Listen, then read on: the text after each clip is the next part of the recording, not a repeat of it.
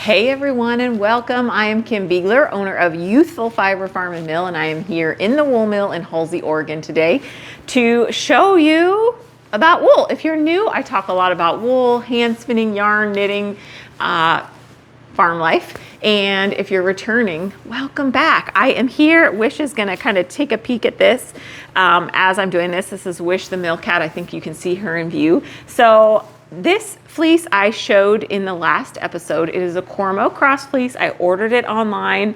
I don't think I've ordered from this shepherd before fleeces, but I have gotten roving, which I even spun and have ready to go. So Wish is like, whoa, this smells good.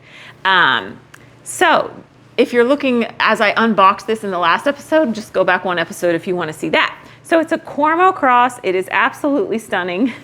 She's gonna do a little rubbing on it. So this is raw. I opened it up, and I usually don't open up fleeces at the mill for two reasons. One being just in case some moths or any critters got into it. And two, I like to open it on a skirting table so that VM and things like that can drop off.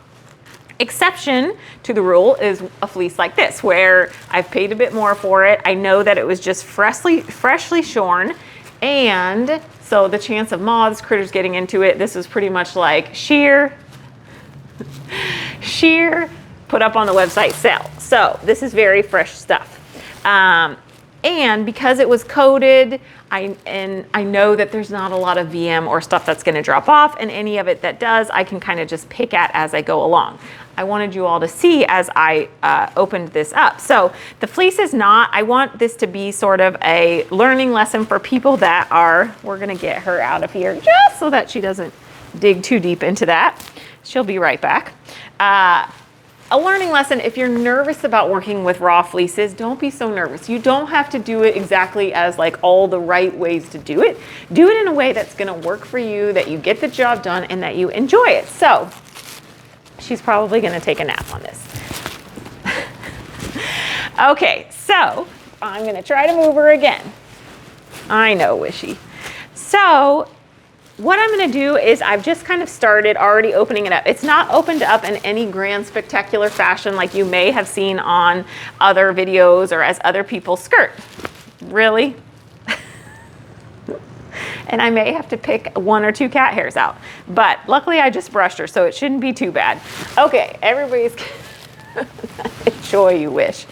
Okay, so what I do is I just am going to be going through, and there is obviously a cut end to this, and then there is this end that would be on the outside of the sheep. So the cut end is kind of, I'm gonna flip it upside down so I can see as I pull this out, and I just pull chunks out at a time. If there is any VM, I can pull it out at that time. Any just extra stuff. This is a very clean fleece, which, like I said, is why I have it here. So I'm just gonna go through in chunks and put a pile aside. I'm gonna do this in 2 loads in my washing machine. So I'm gonna set aside some, and then we're gonna do a second load later. But I just wanted to show you how, okay, this is excessive. Get out of here. I'm gonna pick it up as soon as we're done video, and we're gonna head over to the washing machine and get this going. But I just want you to know that it doesn't have to be perfect for you to be able to do it. And if you don't have a skirting table, finding something, maybe even a picnic table outside where you can do a little shaking, is a great other option. So let's go ahead and we're gonna get this into the washing machine, and we're gonna pick this up so Wish doesn't take a nap on it, and we'll go from there. Okay. Okay, you all, we are here. The rest of the fleece is safely tucked away, but Wish was enjoying herself. So what I'm gonna do now, and I do see some little teeny tiny second cuts on there. So as I'm going through, I'm just gonna be pulling those out. So because this is a finer wool, I think it was about 22 microns, I'm gonna do a fair amount of opening up. And this has a fairly dense lock structure. You can see what I mean by that is how compacted in those locks are. It's like a merino. It gets, generally speaking, the finer the wool, the denser the lock structure is going to be. And so it's a little bit harder to get the soap through there. So even if you're washing at home, this applies as well. Now, if you're trying to keep stuff in lock formation for whatever reason, for how you're going to process it, then this may not work for you. You have to do it a little bit different. But my primary goal is to get the lanolin out, because this will not process well through my machinery if there is lanolin left in it. And because it's a finer wool, it's going to have higher lanolin, generally speaking. Sometimes that can also depend on what the animal is eating and things like that. So this is not a super high grease, I would say, fleece, which is great. Easier to wash. So by opening it up, I allow the soap to get through there, and I like to have those tips especially a little more open. And I'm just going to go ahead and separate it out into my different wash bins here as I go, opening it up a bit. Now, if I were doing a lot of merino, like the merino is even denser than this as far as lock structure. So this is pretty easy to open up, and it's really just got some dirt on the tips, which I knew going in. So I think this was coated. I'm pretty sure it was. So, but honestly, I can't remember. Okay, I'm going to go ahead and do this. I'm going to get the washer started, and then I'll let you all see when we are headed over to the drying rack, because this is pretty spectacular wool. As always, I say that about all wool. I know. Okay, see you all on the other side of this being washed. Okay, everyone, we are here at the drying rack, and I'm opening the doors up. Just a reminder to those of you, some of you may just have found me on my audio podcast, and I do separate audio podcasts other than just putting YouTube videos up. But I wanted to make sure you know that you can go to the show notes and get a link to this episode so that you can actually see what I'm referencing, or you can just listen on. Either way, just wanted to make sure my audio listeners knew. Okay, so we're here at the drying rack, and I wanted to show you first. So we have that Cormo that just got washed. The second batch is in the washer now, and here it is. And I think you can see it pretty well. I have my bifocal contacts in, so always touch and go what you can see and what I can see. But here it is, and there was the tiniest bit of dirty tips still. It's fine, you all. Like, if you don't get those tips 100% clean, as long as they're like not caked in mud, as you pick and comb, that stuff is gonna come out. I'm trying to get it so you don't have as much shadow on there, but it washed up really well. I did 2 washes on it, so I am definitely gonna take this home and hand pick it. It's 22 micron. It probably would be okay through my picker, but it's such a lovely fleece that I'm gonna go ahead and take it home. And some of this I hand picked already, so you can see how opened up that is. And by hand picking, I mean literally, let me take some I haven't hand picked. You can see how different that is as far as density and how open that is. Hand picking is literally doing just that, using your hands to open up the fibers. It's what my picking machine does, but it can be a little rough on finer fibers or sensitive fibers, so I don't want to put this fleece through that. So I will take this home and do some hand picking at home. I thought also the other nice thing is there are, fine wools. It is hard not to get those little tiny second cuts for any shears, so don't be too hard on shears. I really don't get upset when I see some second cuts and stuff. I mean, if the whole fleece is second cuts, yes, but when you see those little things, you know what? When you're doing coarser breeds, a lot of times the second cuts will fall out as you process. When you're doing fine wools, they will not. VM won't fall out, any of that. So I'm gonna hand pick this because it gives me a chance to go through and pick out any little second cuts. And sometimes you think it's a second cut, but then you stretch it and it's actually not, but yeah. And it will, any little pieces of VM that I find I can do too. So that's what that turned out like. I'm really happy with how that washed out. Now let's go down and look at very different looking fiber. So this is that fleece that was a little bit rough when I was skirting it. And at last episode, I think we washed it. And here we are on the drying rack. I'm gonna pull it up for you all, so we'll just do that. So you can see, so this is a Corydale East Frisian fleece. So Corydale is what we just processed in this video? No, in the last episode. And this is a cross, so it's got corydale and it's got East Frisian. East Frisian is not technically, I should say, generally it is a dairy sheep. So let's look at that. You see how tight those crimps are? Very different, very springy from the corydale and from the Cormo. So East Frisian tend to be dairy sheep. They're actually a multi-purpose sheep, so they are good at dairy. They are good at producing wool, although their wool is pretty underrated, I would say, for being as beautiful as it is. And they also can be meat sheep. So a dual purpose sheep, and this is how that fiber looks. This is going over to, I've picked some of it out, and we're gonna head over to the carder. It picked pretty well. It was getting a little caught up in the teeth, so I'm gonna do a little more opening up before I get it onto the picker, but we've got it on the carder now, so we're gonna go over there and see what that looks like. All right, we're starting from the other end of the carder so this is fiber that's already been carded and is coming out. And you can see a lot of times I can let the fiber really drop off of here and catch it into a sheet, but this fiber is a little bit heavier and super springy. That's the word I'm using for it. With that tight crimp, it just right back. So it's heavy because that it's springing back and it's holding more, and so it's weighing the fiber off the carder. So I had to kind of just pull some.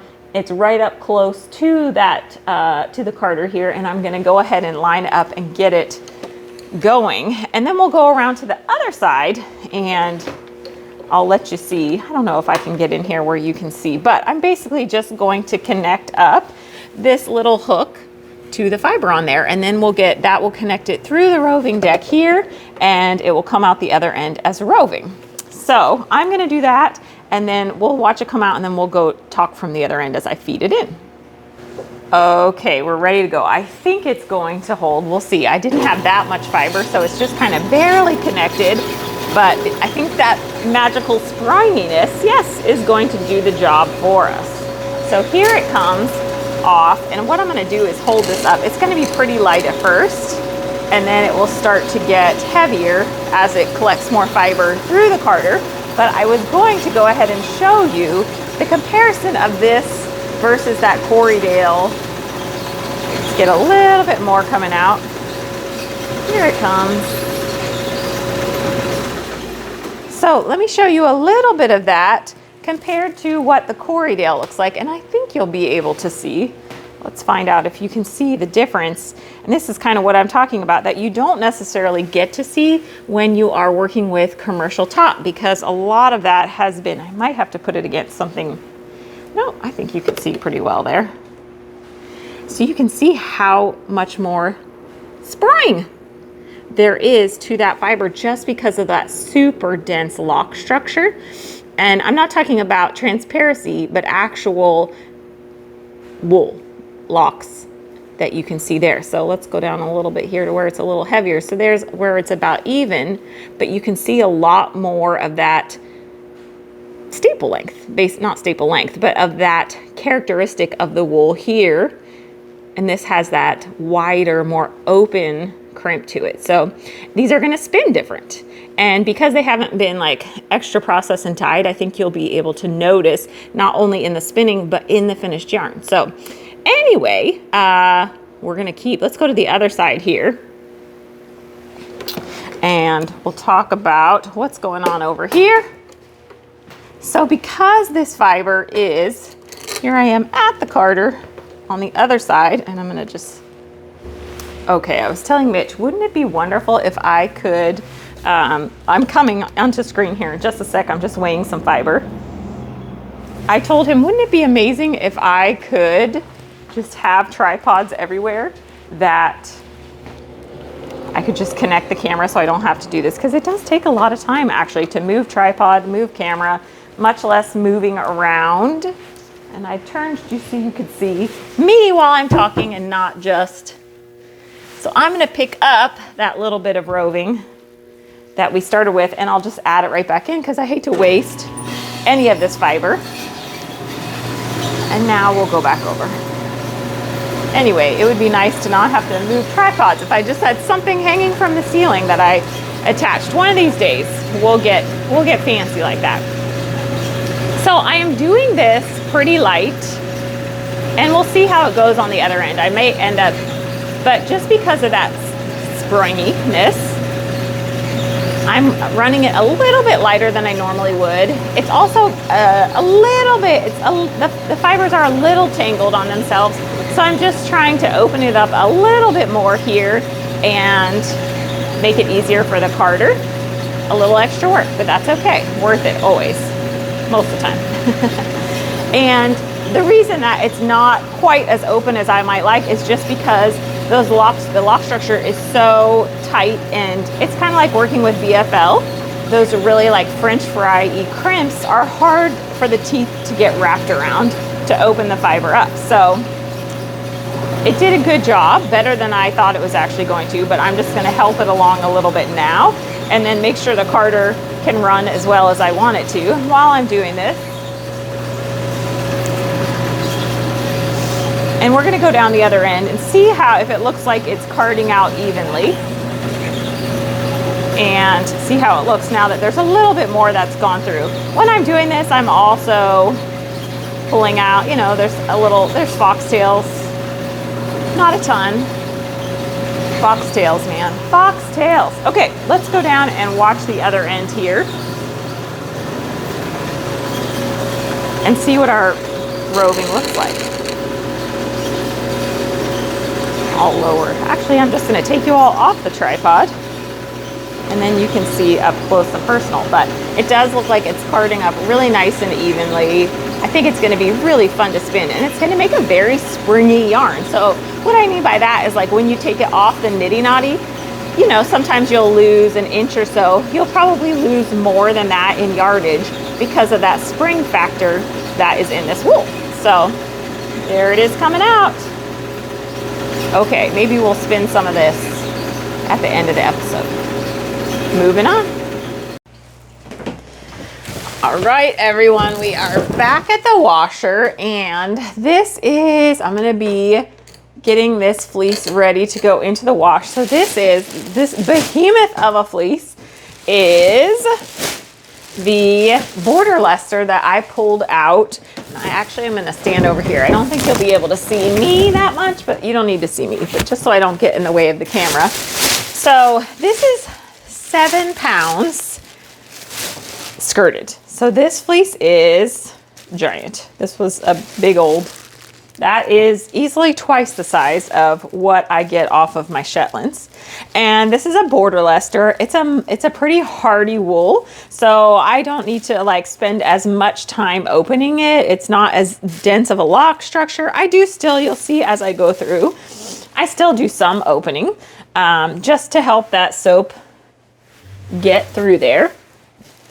But nothing like, I mean, this is night and day as far as how long it takes me to get it into the washer, because this just is easier to wash than a lot of fine wools, like that Cormo that I was just washing. So it takes more time to process fine wools for sure. And even starting at the washing, and most definitely at the skirting, if there is VM or anything in there. This has pretty minimal VM, but I know this fiber well, and as I process it, it's going to, any VM that's left in it is pretty much going to drop out during all of the different processes. That is not the case with fine wools. You're not going to get a lot of VM loosening up along the way. So much more important to get the VM out in long wools. So I am just going to go through, open this up a bit. And I didn't cold soak it because there's really nothing, you know, there's no dirty tips. These are pretty, these are on pasture obviously, but in a drier part of the state, and they have big irrigated pastures, so they aren't eating a ton of hay, which helps keep the VM low, and they don't get as much rain, so they are not having the mud issue that a lot of the sheep by me are having. So anyway, I'm gonna finish this up, and some of this gets a little bit like, this is getting tighter and I'm probably not going to keep that. That happens just friction, right? Friction on the fiber as the sheep are moving and things like that. And I tend not to keep that because it's probably going to felt up once the water hits it. So, okay, our washer's full. Let me show you just a little bit of this fleece a little closer up so you can see what we're working with here. Nice long staple, probably about a 5-inch staple. Really, really beautiful wool. So I'm gonna get this started up and then I'll let y'all see once we are out of the washer how beautifully it washed up. All right, you all, this fleece is, I just started it up and I came to push it down. I just wanted to show you so you can see that is a clean fleece. Like, this is the difference between cold soaking a fleece. Like, this is why I didn't cold soak this fleece, I should say. See how little dirt there is in that? Most of the time, if I cold soak a fleece that has dirty tips and things, you won't even get, I'll get a water that is much darker than that just on the cold soak. So that's kind of the difference of when I would cold soak and not. That fleece didn't have a lot of dirty tips, didn't have a lot of mud to it. So I knew that I could skip the cold soaking. But if I have a really muddy fleece, I will definitely cold soak it. So I just wanted you to see the difference between that water and oftentimes what I even get from cold soaking. Okay, moving on.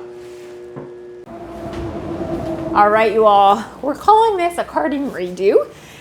We are back at the carder with the Corydale East Frisian that I rewashed. So I carded up about half of it. It's lovely to spin. I'm gonna spin some of that at the end of the episode. And then I was like, this is just not carding as well as I like. I was getting more sort of pilling because the fibers just were not separating out well. Part of that was the fleece. Part of it was, I don't know, other things.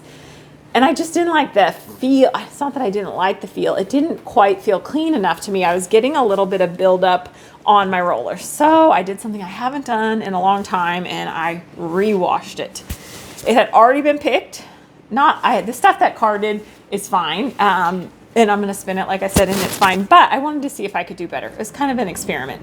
So this batch has already been picked. I put it back in the washing machine. I'm not repicking it because it's still pretty open. It's actually probably more open anyway. It's an experiment to see if a rewash is what it will take for this to card a little bit better or if it's just how it's gonna card. A reminder to you all at home that if you buy some fiber or if you are processing it at home and then you go to spin it and you're just not happy with the product because maybe it feels a little bit too lanolin-y, it feels dirty, whatever it may be, you can rewash it. Whether you break down that roving or top, probably not top. Top is pretty darn clean. But roving, you can break it back up or you could try to wash it just in roving form, start over again, whichever way you want to do it. I'm going to turn the machine on. We're going to get it running for a sec and then I'm just going to see. It's an experiment and I thought I would bring you along. I have not had to rewash something in a very long time, but this fleece was a little bit rougher than other fleeces. And again, like I've talked about, it wasn't necessarily their mainstay of how they breed. So this was a cross. So we're just gonna see, we're gonna experiment and see. And when I go to the spinner, you'll see I have a nice chunk I was spinning at the wheel and I couldn't seem to stop for some reason. So the first batch is not bad. It's gonna be very, very fluffy yarn. So let's come down here. Now some of this was already on the machine, but I'm gonna pop that, grab a little bit of it. This we will throw back onto the other side. Whoop. And I'm gonna get this set up. I'll be right back. All right, you all, so here is our new fiber coming off the carder. This is looking better to me than what I was seeing before, but I'm gonna take you inside the machine and kind of show you what it is that I like to see and don't like to see. So I have the machine opened up and you can kind of see what looks like little pills, especially up top on that top roller up there.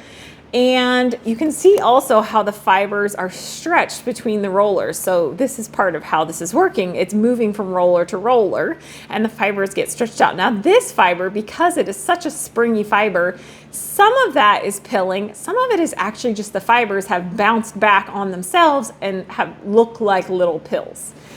This is looking better than the first round, and so I feel good that this fiber is just gonna look a little better.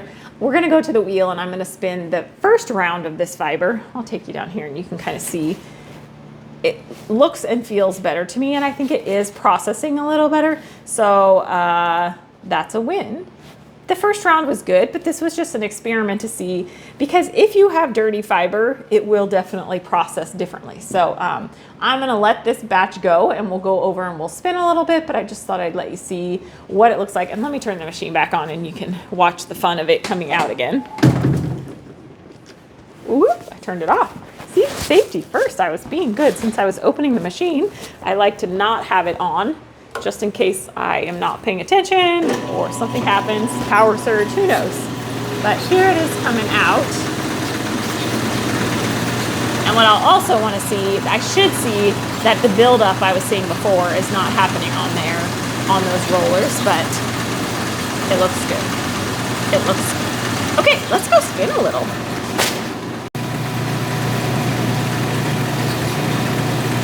Just a quick video inside the carder as it's running, so you can see what I'm talking about, how those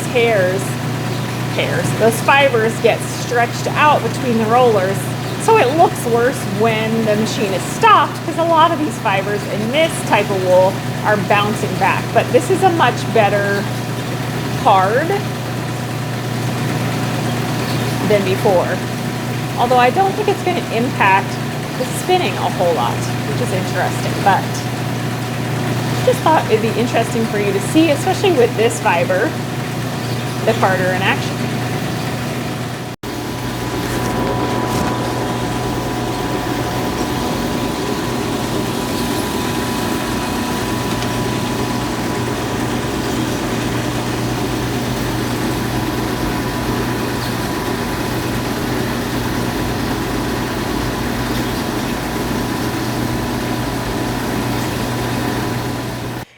All right, everyone, we are at the Ashford, and I am here because I already started spinning the corydale on this, and I thought I'm just gonna roll with some of this white fiber all on the same. So this is from the first batch of that corydale East Frisian that I carded up. I have actually already spun a fair amount.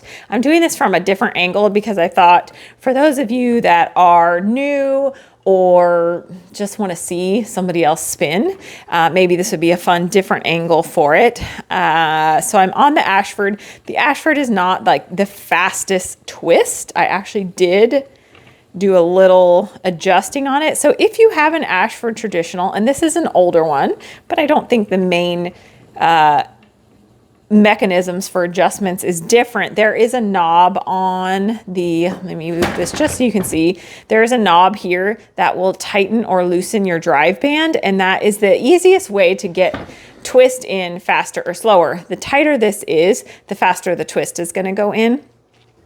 So you know, if you're trying to get more twist in, it's not as much as if you had different whirl sizes, but that is one thing you can do. So here we are spinning away.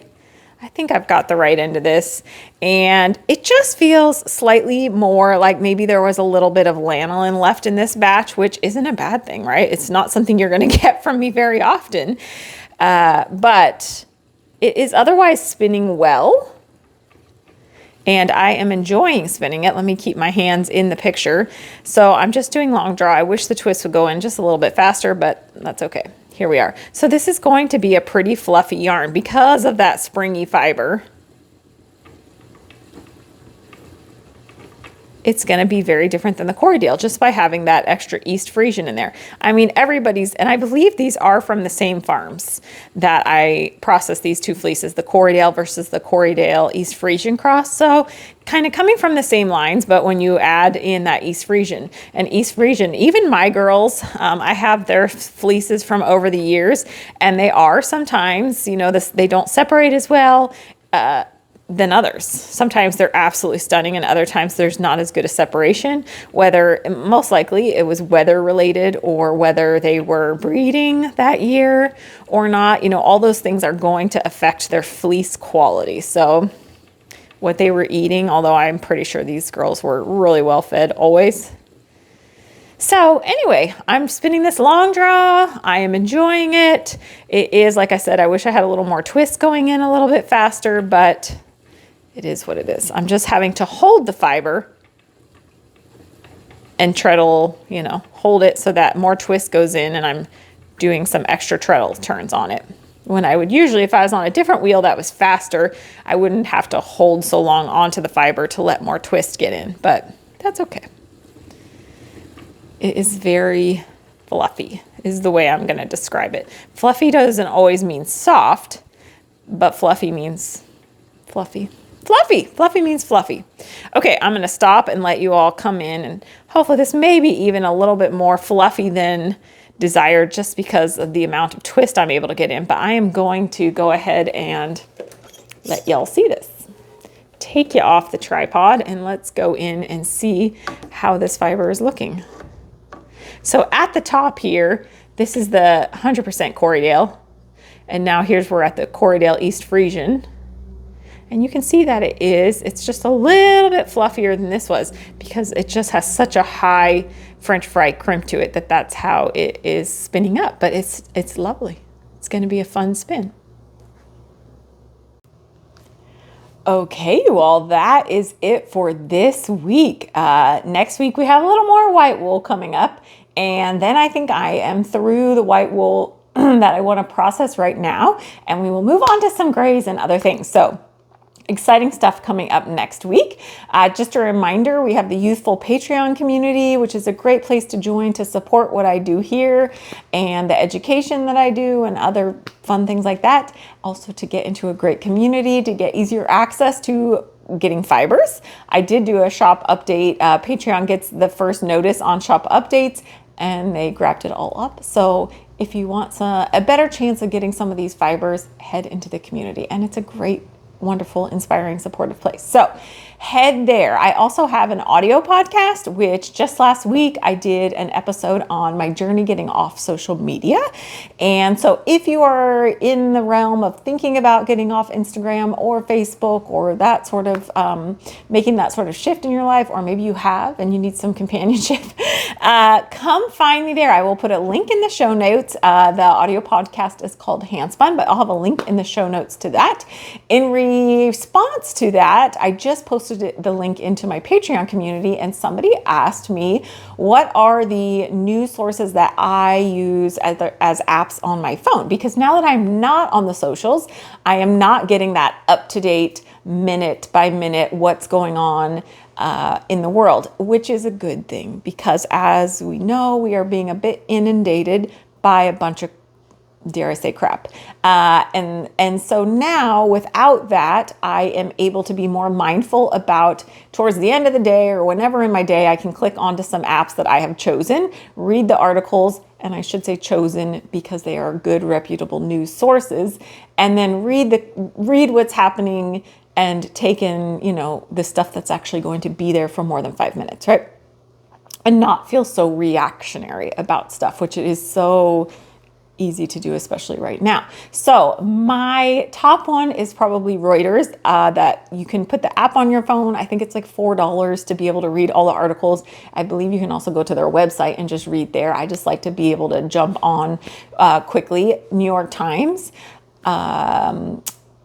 the Wall Street Journal is another good source for news. Al Jazeera I have on my phone. Some of them I really do try to have a good amount of very centrist resources because I like to, well, I love a good left leaning. I also like to have sometimes the news just given to me with no obvious bias.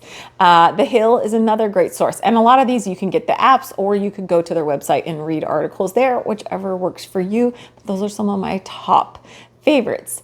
Having a reliable news source that is giving you true information is obviously key wherever you are finding it. You're not always going to find it to the left or the right? So just be mindful of that.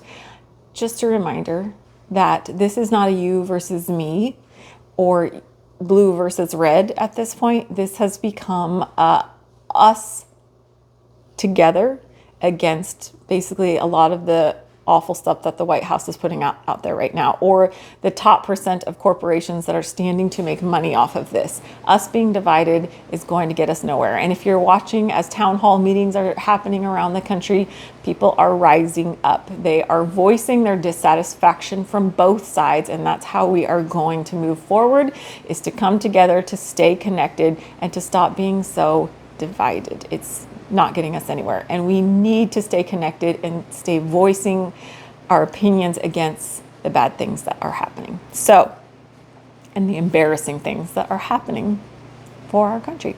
That's my soapbox for this week. So get the good sources, stay connected, talk to each other, and let's fix some of this, right? Let's fix it. Until next time, thank you for listening.